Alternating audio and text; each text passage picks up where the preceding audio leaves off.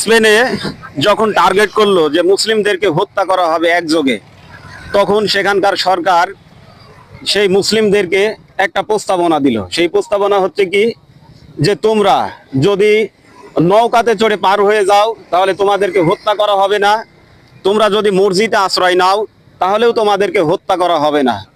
তখন সেই দেশের ধর্মপ্রাণ মুসলমান কেউ চলে গেল নৌকাতে, কেউ আশ্রয় নিল মসজিদে। ঠিক সেই সরকার এমন চালাকি করলো যে মসজিদে তাদেরকে একত্রিত পেয়ে গেল, নৌকাতেও তাদেরকে একত্রিতভাবে পেয়ে গেল। এবার সেই দেশের সেনাবাহিনীকে অর্ডার দেওয়া হলো যে তাদেরকে এবার আগুন লাগিয়ে দাও, একযোগে তাদেরকে মেরে ছাই ভস্য বানিয়ে দেওয়া হলো। ঠিক একইভাবে আপনারা দেখুন, ফিলিস্তিনের গাজাতে যেভাবে গণহত্যা চলছে, সেইখানে তারা খাবার নেওয়ার জন্য যাচ্ছে, সেখানে বোমা মেরে হত্যা করছে। তারা আশ্রয় শিবিরে যাচ্ছে, সেখানে বোমা মেরে হত্যা করছে। তারা মেডিকেলে যাচ্ছে ট্রিটমেন্ট নেওয়ার জন্য, সেখানেও তাদেরকে হত্যা করা হচ্ছে। এইভাবে একের পর এক গাজাবাসীকে অর্থাৎ বিশ্বের বুক থেকে এই মুসলিমদেরকে নিধন করার জন্য তাদের কর্মপরিকল্পনা হাতে নিয়েছে।